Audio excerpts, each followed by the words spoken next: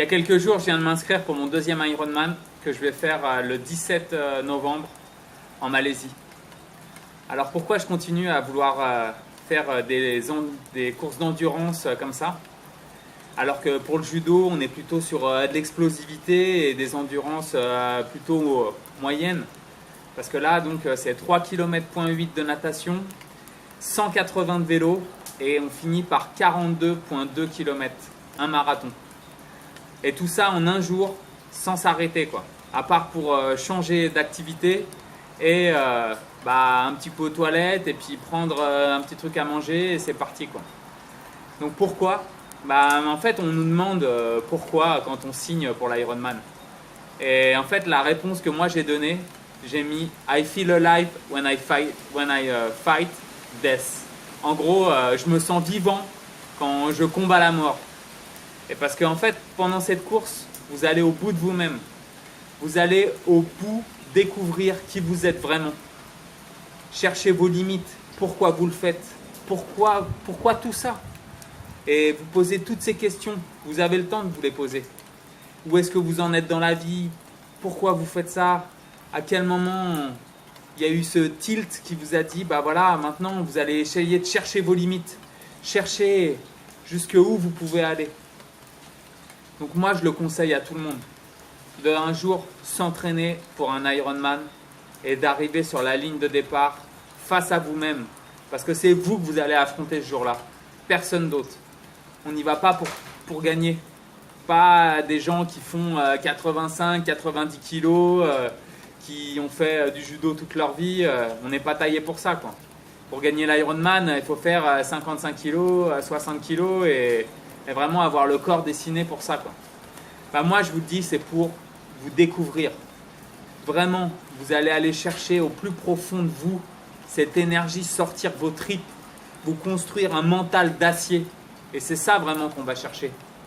Là, c'est une performance, mais surhumaine, hors du commun, extraordinaire. Et moi, je vous propose de le vivre. Je vous propose de commencer petit, peut-être par quelques heures de piscine, un peu de vélo, un peu de course. Et petit à petit, vous augmentez vos challenges, vous augmentez vos objectifs. Et en quelques mois, vous pouvez déjà avoir un rêve. Parce que le plus important, en fait, c'est de rêver la réalité. C'est de rêver que vous pouvez le faire. Si vous le rêvez, ça existe déjà dans votre esprit. Ça veut dire que ça existe, que ça y est, qu'il y a la graine dans votre esprit. Si vous l'avez rêvé, vous le visualisez.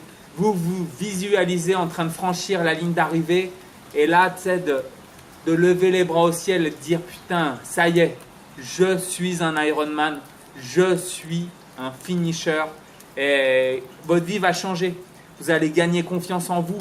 Vous allez vraiment vous sentir tellement à l'aise, tellement droit dans vos bottes. Vous allez vous dire, putain, mais c'est pas possible, ça y est, je suis en plénitude, quoi. Nirvana. J'ai réussi, je suis allé au bout de mes objectifs, au bout d'un challenge surhumain. Je sais que vous pouvez y arriver. J'y suis arrivé. On peut y arriver ensemble.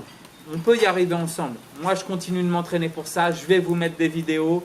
Je vais vous expliquer des petits tips, des petites astuces pour que vous ayez la meilleure course possible. Ensemble, on peut y arriver. N'hésitez pas à me mettre des questions dans les commentaires, vraiment à me solliciter. Je vais vous aider. On est là ensemble pour progresser sur cette chaîne. On est là pour progresser ensemble. Et je vais vous dire, moi aussi, des fois, j'ai des doutes. Des fois, je me dis, putain, mais c'est pas possible. Là, j'ai mal, je me dis une petite douleur, j'ai un petit problème avec mon alimentation. Là, j'ai beaucoup de compètes. Là, j'ai des soucis. Mais il faut que vous vous disiez, vous avez un objectif. Cet objectif, c'est votre rêve.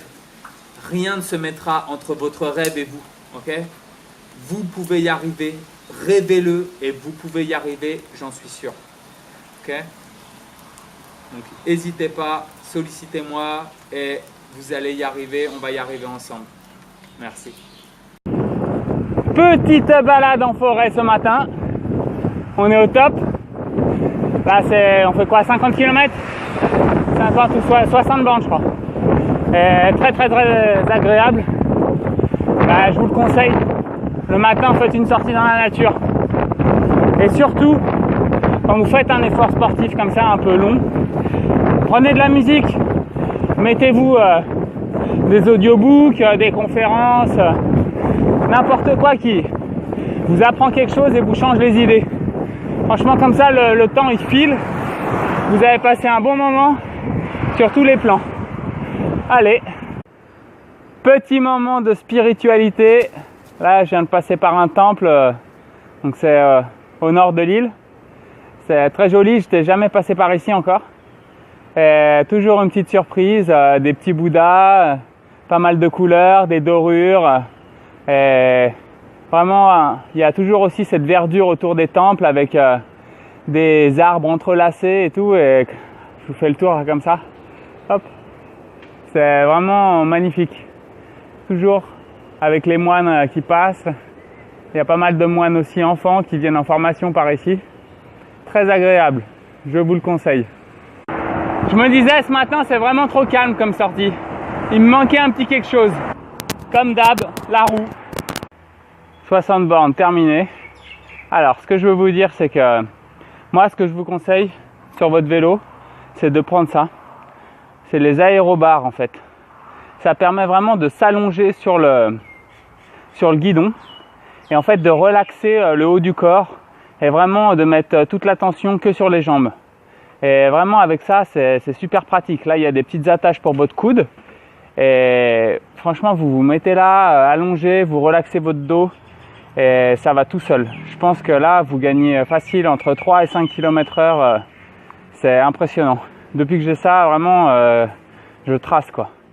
Donc je vous conseille, surtout si vous faites des longues sorties, c'est un petit investissement, mais ça vaut vraiment le coup quoi. Mettez-moi dans les commentaires ce que vous en avez pensé une fois que vous les avez testés. Allez.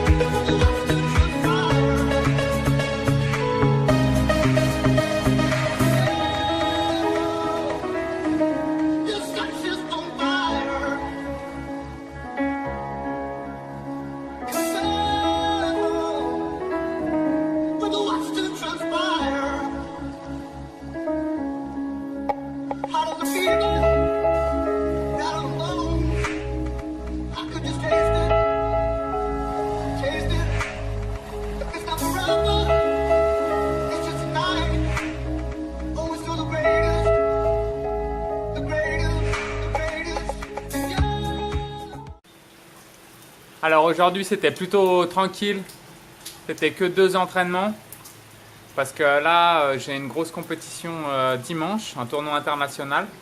Donc en gros il faut déjà que je commence la récupération. Là on est mardi fin de journée, ça me fait quoi, 3-4 jours de récup. Je vais continuer à faire 2 voire 2,5 d'entraînement par jour, mais pas à faire des grosses séances. C'est pour ça que ce matin j'ai fait que 2 heures de vélo. Là, je vais pas non plus surcharger quoi. Pareil pour la bouffe là, c'est important de faire une diète assez calibrée plusieurs semaines avant les événements. Et moi, ce que je conseille, c'est 3-4 jours avant la compète de relâcher un peu quoi. C'est-à-dire que vous allez manger un petit peu plus de carbs, comme des légumineuses, un petit peu plus de fruits. Bon après, ça veut pas dire là on va taper des pâtes ou on va se mettre à se faire des grosses tartines de pain blanc et tout. Non, c'est pas ça. On reste dans une alimentation intelligente, mais on peut quand même partir un peu à la hausse. Donc autour de 300 à 500 calories par jour en plus, entre 4 et 3 jours avant la compète. Et 2 jours avant la compète, là on peut quand même monter un petit peu plus, autour de 1000 calories en plus, quoi, pour vraiment faire une bonne recharge glucidique. Et là, être au top, quoi. Le jour de la compète, on arrive, on est full power, quoi. Donc, si vous avez aimé cette journée et si vous aimez mes vidéos, pour me soutenir, mettez un like, commentez, partagez mes vidéos et surtout abonnez-vous. Et on va encore vivre des belles aventures là qui arrivent.